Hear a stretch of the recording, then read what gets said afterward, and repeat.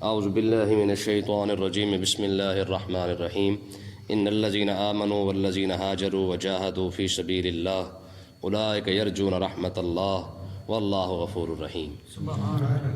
پچھلی آیت کے اندر ہم نے پڑھا تھا کہ صحابہ کرام نے جنگ کی تھی اور اللہ تبارک و تعالیٰ نے کافروں کو اس کا جواب دیا تھا کہ تم نے اس سے بڑے بڑے گناہ کیے ہیں۔ ٹھیک ہے، آگے اللہ تبارک و تعالیٰ نے صحابہ کرام کی حوصلہ افزائی فرمائی، اور اب اس آیت کے اندر اللہ تبارک و تعالیٰ نے صحابہ کرام کی جو قربانیاں ہیں اس کو بیان فرمایا ہے۔ فرمایا ان الذین آمنوا، بے شک وہ لوگ جو ایمان لائے، والذین ہاجروا، اور وہی لوگ جنہوں نے ہجرت کی، وجاہدوا فی سبیل اللہ، اللہ کے راستے میں انہوں نے جہاد کیا، اولئک یرجون رحمت اللہ، فرمایا یہ وہ لوگ ہیں جو اللہ کی رحمت کے امیدوار ہیں۔ واللہ غفور الرحیم، بے شک اللہ تعالیٰ بخشنے والا بھی ہے اور مہربان بھی ہے۔ اس آیت کے اندر بہت بڑا سبق ہے، ذرا اس پر غور کیجئے گا۔ دیکھیں صحابہ کرام نے کیا کیا۔ پہلی بات یہ ہے کہ اس دور میں ایمان لایا جس دور میں ایمان لانا سب سے بڑا جو ہے وہ معاشی جرم سمجھا جا رہا تھا۔ ٹھیک ہے، اس دور کے اندر انہوں نے کلمہ حق بلند کیا، اس دور کے اندر انہوں نے جناب والا آقا علیہ الصلوۃ والسلام کا ساتھ دیا، دین اسلام کو قبول کیا، جس دور کے اندر جو ہے وہ آج لوگ کہتے ہیں نا جی اس دور کے اندر کام کرنا مشکل ہے۔ آپ خود سوچیں کہ اس دور کے اندر کلمہ پڑھنا کتنا مشکل ہوگا جس دور کے اندر جناب والا کوئی سوچ بھی نہیں سکتا ہے۔ تو اللہ تبارک و تعالیٰ نے ارشاد فرمایا یہ ان کا کارنامہ ہے کہ انہوں نے سب سے پہلے انہوں نے ایمان قبول کیا، صرف ایمان کے بعد بیٹھ نہیں گئے۔ والذین ہاجروا، یہ وہی لوگ تھے جنہوں نے ہجرت بھی ساتھ کی ہے۔ ٹھیک ہے، ان کو اپنا گھر چھوڑنا پڑا، پہلے ایمان لائے، اس وقت انہوں نے اتنی بڑی قربانی دی، انہوں نے اس دور کے اندر آقا علیہ الصلوۃ والسلام کا ساتھ دیا۔ اور دوسری ان کی قربانی کیا ہے؟ والذین ہاجروا، فرمایا یہ وہ لوگ ہیں جنہوں نے ہجرت بھی ساتھ کی ہے، اپنا گھر چھوڑا، اپنا سارا کچھ چھوڑا، برادری چھوڑی، خاندان اپنا سب کچھ چھوڑ کے چلے گئے۔ ٹھیک ہے، پھر یہاں تک بات ختم نہیں، فرمایا وجاہدوا فی سبیل اللہ۔ ٹھیک ہے، جب مدینہ پہنچے تو پھر بھی جا کے سکون سے نہیں بیٹھے، بلکہ انہوں نے وہاں پہ جا کر بھی جو جہاں اسلام کو ضرورت پڑی وہاں پہ جا کے انہوں نے ساتھ ساتھ جہاد بھی ساتھ کیا ہے۔ ٹھیک ہے، کتنی بڑی بڑی ان کی یار قربانیاں ہیں۔ فرمایا پھر اس کے باوجود بھی اللہ تبارک و تعالیٰ نے فرمایا اولئک یرجون رحمت اللہ، یہ رحمت کے امیدوار ہیں۔ ٹھیک ہے نا، آج ہم چھوٹی چھوٹی نیکی کر لیتے ہیں، ہم اپنے آپ کو پکا ٹھکا جنتی سمجھتے ہیں۔ چھوٹی چھوٹی نیکی کرنے کے بعد سمجھتے ہیں حاجی صاحب تو جنتی ہو گئے جی، فلانا بھی جنتی ہو گیا، فلانا بھی جنتی ہو گیا۔ حالانکہ یہ تو وہ ہے جن کو سند دی اللہ تبارک و تعالیٰ نے، رضی اللہ عنہم ورضوا عنہ، رب تم سے راضی ہو گیا ہے۔ اس کے باوجود ہی رب فرما رہا ہے، فرمایا یہ رحمت کی امید رکھے ہوئے ہیں۔ انہوں نے کبھی یہ دعویٰ نہیں کیا کہ ہم جنتی ہیں۔ کتنے صحابہ کرام تھے، ایک صحابی نے بھی نہیں کہا کہ میں جنتی ہوں، حالانکہ آقا علیہ الصلوۃ والسلام خود خوشخبریاں دیتے تھے، عمر فی الجنہ، عثمان فی الجنہ، علی فی الجنہ، جی ابو بکر فی الجنہ، طلحہ فی الجنہ، سعید فی الجنہ، سعد فی الجنہ۔ کتنے لوگوں کو حضور علیہ الصلوۃ والسلام نے جنت کی خوشخبری دی ہے۔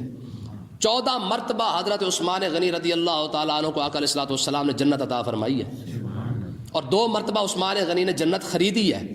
ٹھیک ہے، پیسوں سے خریدی ہے، یار پیسے کی کون جنت خرید سکتا ہے؟ یہ واحد عثمان غنی بندہ جس نے پیسے سے جنت خریدی ہے۔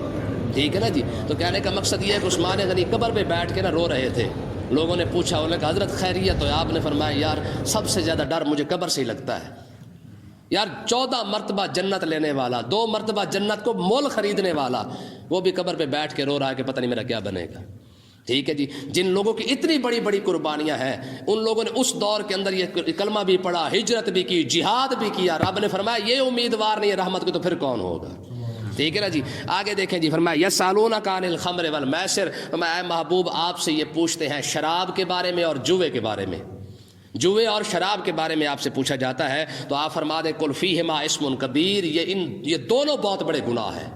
یہ کیا ہے؟ بہت بڑے گناہ ہے۔ ومنافع للناس، لوگوں کو تھوڑا سا اس میں فائدہ تو نظر آتا ہے، واسمہما اکبر من نفعہما، لیکن فائدے سے ان کا گناہ جو ہے وہ بہت بڑا ہے، فائدے سے ان کا گناہ بہت بڑا ہے۔ اب ذرا دیکھیں اس مسئلے کو سمجھیں، شراب اور جوا۔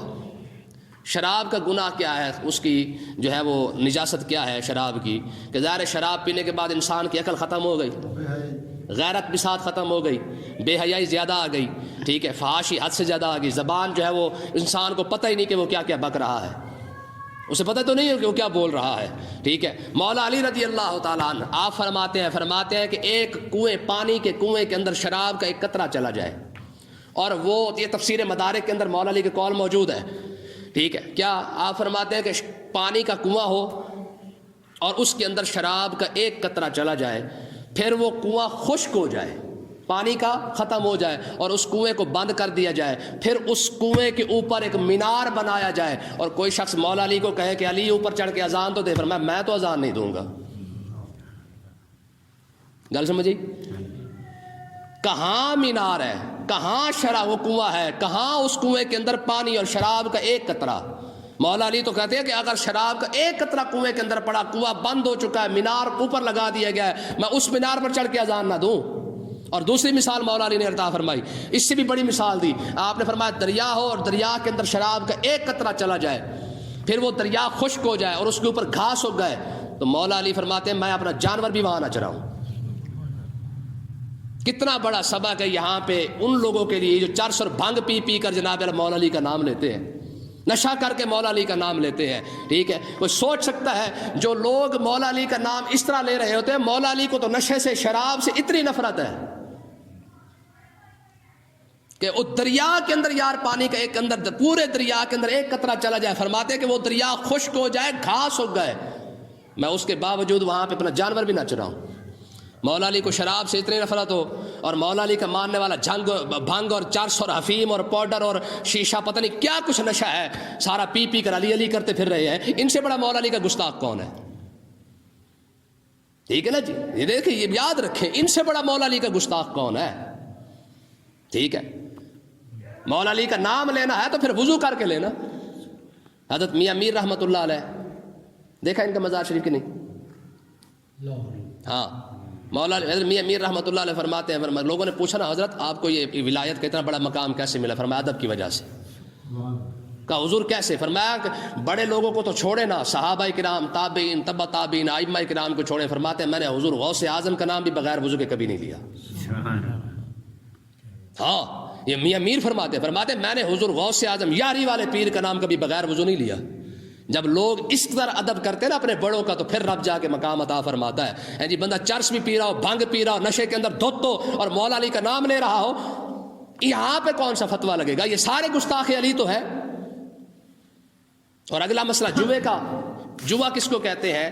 کہ جہاں پہ بندہ ایسا کھیل یا ایسی بات جہاں پہ انسان اپنا پیسہ لگا دے، یا تو اسے پیسے کے جانے کی فکر لگی ہو، یا اسے وہاں سے کچھ مال ملنے کی امید ہو، یہ دو، اسی کو جوا کہا جاتا ہے. یعنی گیم ہے، کرکٹ ہے، ہاکی ہے، بلیئرڈ ہے، یہ جو بھی گیمیں وغیرہ ہیں، یہاں پہ پیسہ لگا کے کھیلنا یہ جوا ہے.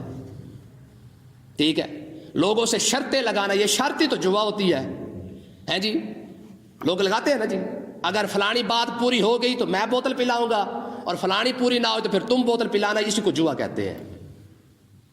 یہ شرطیں لگا کے جو ہم کھاتے پیتے ہیں، اسی کو جوا کہا جاتا ہے. یہ ہر گل تو میرے کو بوتل منگتا ہے، سمجھ آئی کہ نہیں؟ بات سمجھے کہ نہیں؟ مقصد کیا ہے؟ جوا کس کو کہتے ہیں؟ کہ کسی بھی بات پر جناب اعلیٰ شرط لگا لینا کہ فلاں بات اگر ایسے ہو گئی تو تو کھلائے گا، اور ایسے ہو گئی تو پھر میں کھلاؤں گا، اسی کو جوا کہا جاتا ہے. یہ آپ کی قرآن اندازی یہ جوے کے اندر تو آتی ہے. ٹھیک ہے، کسی بھی چیز پر جوا لگا دیا جاتا ہے. جی 500 روپے دے دیں، ٹھیک ہے جی، بڑا انعام نکلے گا، موٹر سائیکل نکلے گا، فلان چیز نکلے گی، فلان چیز نکلے گی. اب کیا ہوا کہ 500 بندہ یا 200 بندہ یا 400 بندے نے اپنا پیسے جمع کروا دیے، اب موٹر سائیکل ایک بندے کو مل رہی ہے، 500 کے اندر 499 بندہ تو ویسے جا رہا ہے، تو جوا اسی کو تو کہا جاتا ہے.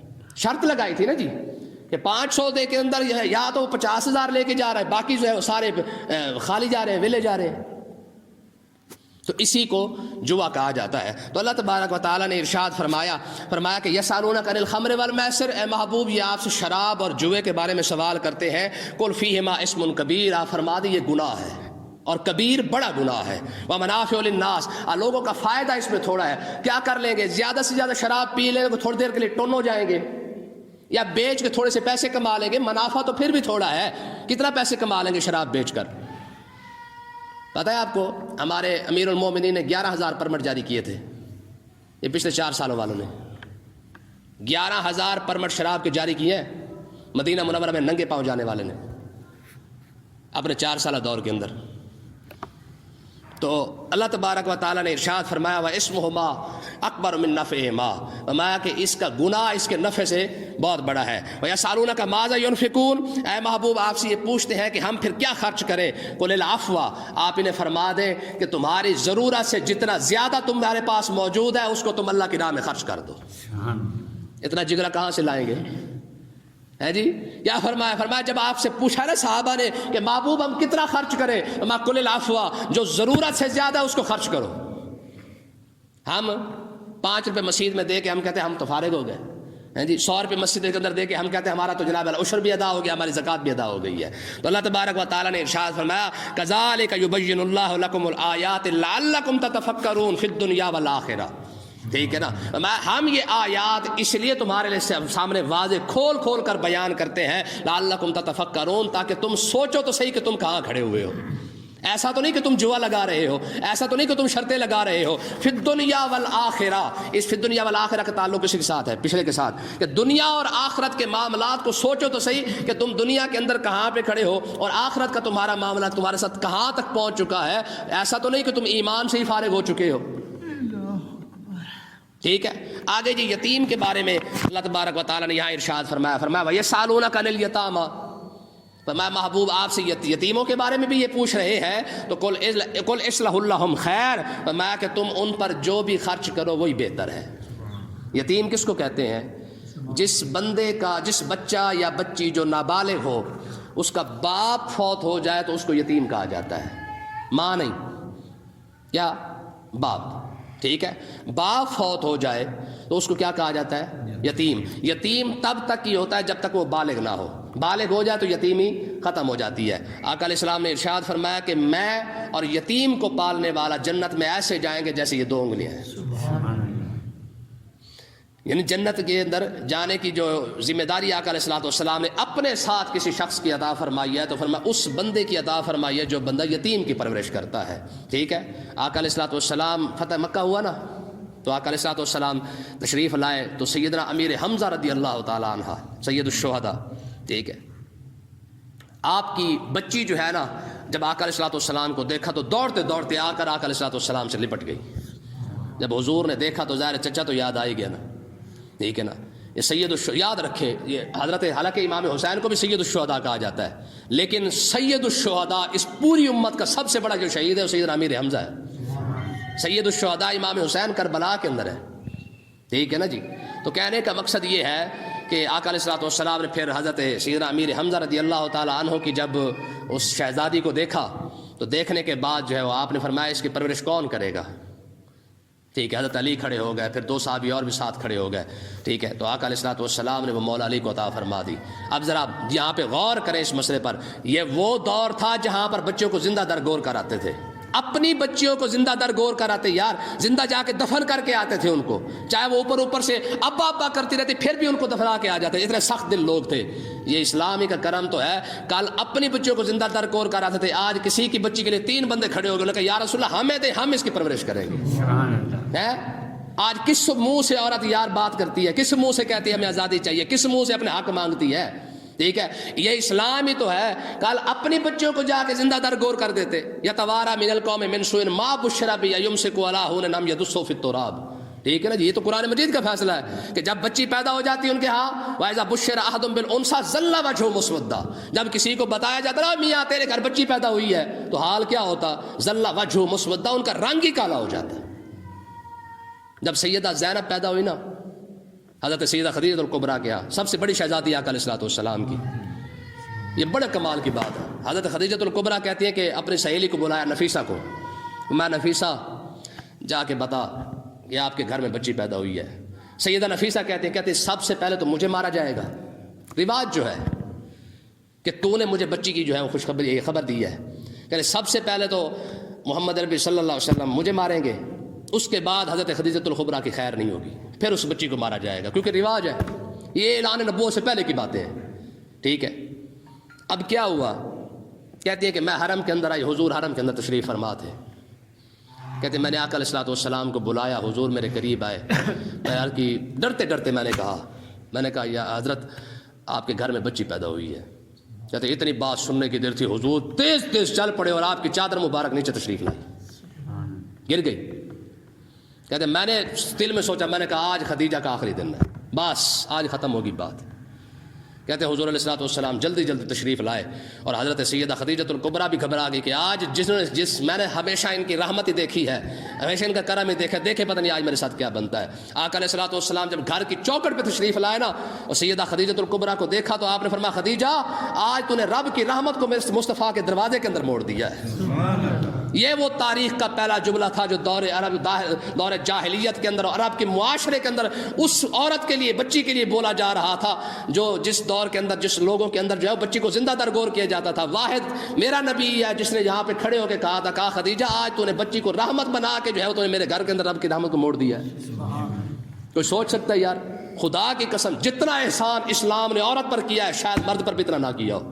یہ تو منڈیوں کے اندر بکتی تھی، بیٹا جا کے ماں کو منڈی کے اندر بیچ کے آتا تھا کہ یہ میری ماں ہے، میرا ابا مر گیا ہے، کوئی لینا چاہتا ہے تو بے شک لے لے. یہ اسلام ہی تو ہے جس نے ماں کو کہا ماں بیچنے کے قابل نہیں ہے، ماں تو جنت کے قابل ہے، اگر جنت ڈھونڈنی ہے تو اس کے قدموں میں ڈھونڈ لو. کیوں جی؟ اللہ اکبر. دیکھیں اب اسلام اس کی ایسے بات کر رہا ہے. فرمایا دیکھیں اب اس یتیم، یار دیکھیں چھوٹی چھوٹی باتیں ہیں، اگر سمجھا جائے تو چھوٹی ہیں، نہ سمجھے تو یہ بہت بڑی بڑی باتیں ہیں. اب یتیم کا حق کیسے اسلام بیان کرتا ہے؟ دنیا کے اندر کوئی مذہب ہے ایسا جو چڑ کر ایک بندے کا حق بیان کرتا ہو؟ ماں کی شان وکھری ہے، باپ کی شان وکھری ہے، بھائی کے مقام وکھرا ہے، بہن کا مقام وکھرا ہے، بیٹی کا مقام وکھرا ہے، بیٹے کا مقام وکھرا ہے.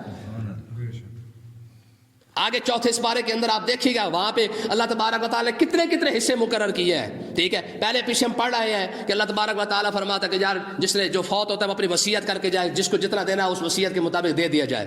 پھر فرمایا ایسا نہ ہو کہ کوئی ڈنڈی مار کے جو کسی کا حق ہی نہ کھا لے. اللہ تبارک و تعالیٰ نے پھر خود ہی حصے بیان فرما دیا. فرمایا بیٹے کو اتنا دینا ہے، بیٹی کو اتنا دینا ہے، بہن کو اتنا دینا ہے، ماں کو اتنا دینا ہے، اگر کوئی بھی آ جائے تو اس کا رشتہ دار کا اتنا بنتا ہے، فلانے کا اتنا بنتا ہے. یہ سارا حق میرے رب نے نہیں بیان فرمایا؟ میں کہتا ہوں ڈھونڈ کے لائے کوئی ایسا مذہب. آج مسلمان کو اپنے مذہب سے زیادہ چیڑ ہے.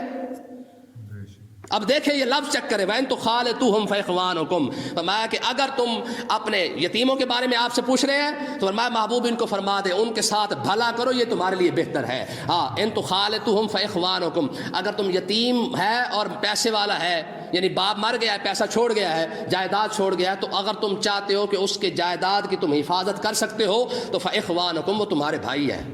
یتیم کیا ہے؟ تمہارے بھائی ہے. قرآن مجید کے چوتھے پارے کے اندر یہ آیت آنے والی ہے، ان الذین یاکلون اموال الیتامی ظلما. فرمایا جو لوگ یتیموں کا مال کھاتے ہیں نا، ان الذین یاکلون اموال الیتامی ظلما انما یاکلون فی بطونہم نارا. فرمایا وہ اپنے پیٹوں کے اندر آگ بھر رہے ہیں. حدیث پاک کے اندر آتا ہے یتیم کا مال کھانے والا جب قبر سے اٹھے گا تو اس کے سر سے اس کے منہ سے اس کے کانوں سے جو ہے وہ آگ نکل رہی ہوگی اور لوگ دور سے پہچان لیں گے یہ وہ شخص ہے جو دنیا کے اندر یتیم کا مال کھاتا تھا. جب یہ آیت نازل ہوئی نا کہ یتیم کا مال کھانے والا اپنے پیٹ کے اندر آگ بھر رہا ہے تو صحابہ کرام نے یتیموں کا مال بھی الگ کر دیا، ان کا کھانا تک الگ کر دیا. ابھی اپنا کھانا الگ پکاؤ، بھائی ہم تمہارا کھانا نہیں کھاتے. حضرت عبداللہ بن رواحہ رضی اللہ تعالیٰ عنہ آئے، انہوں نے کہا کہ یا رسول اللہ یتیموں کو تو کھانے ہی خراب ہو رہے ہیں، کوئی ان کے کھانے کو بھی نہیں جو ہے وہ استعمال کرتا، کہ ایسا نہ ہو کہ ہم اس آیت کے اندر ہی نہ آ جائے. کتنا خوف تھا ان لوگوں کے اندر. ٹھیک ہے، تو آقا علیہ الصلوۃ والسلام نے ارشاد فرمایا کہ تم اگر اچھائی کے ساتھ ان کے مال کو بچانا چاہتے ہو تو پھر اپنے مال کے ساتھ ملا کے رکھو، جیسے وہ بالغ ہو جائیں گے ان کا مال ان کو واپس کر دینا. واللہ یعلم المفسد من المصلح. رب مصلح بندے کی اصلاح کرنے والے کی نیت کو بھی جانتا ہے اور فساد کرنے والے کی نیت کو بھی جانتا ہے. ولو شاء اللہ لعنتکم. اگر اللہ تعالیٰ چاہتا تو تمہیں مشقت میں ڈال دیتا. ان اللہ عزیز حکیم. بے شک اللہ تعالیٰ غالب بھی ہے، حکمت والا بھی ہے. تو اس لیے رب ہر کسی کی نیت کو جانتا ہے. کون یتیم کا مال کھانے کی نیت سے اپنے پاس رکھے ہوئے ہے، کون یتیم کے مال کی حفاظت کر رہا ہے. ٹھیک ہے جی، یہ رہے گا نا جی. حضرت خضر علیہ الصلوۃ والسلام نے کیا فرمایا تھا؟ جدار کو جو دیوار کو ٹھیک کیا تھا، کیوں کیا تھا؟ اما الجدار فکان لغلامین یتیمین فی المدینہ. ٹھیک ہے، لوگوں نے کہا حضور اس بستی والوں نے ہمیں روٹی بھی نہیں دی ہے. میں کوئی بات نہیں، مال یتیموں کا ہے اس لیے حفاظت کر رہا ہوں. سبحان اللہ. ٹھیک ہے نا جی. ہاں، تو یہ دیکھیں یہ نبیوں کا بھی یہ کمال تھا. اگر ماں روٹی نہیں بھی کھلائی ان لوگوں نے تو کہا فرمایا اما الجدار فکان لغلامین یتیمین فی المدینہ وکان تحتہ کنز لہما وکان ابوہما صالحا. ٹھیک ہے نا. فرمایا یتیموں کا مال تھا اس لیے بنا دیا ہے، روٹی نہیں بھی دی تو کیا ہو گیا. اللہ تعالیٰ سمجھنے کی توفیق عطا فرمائے.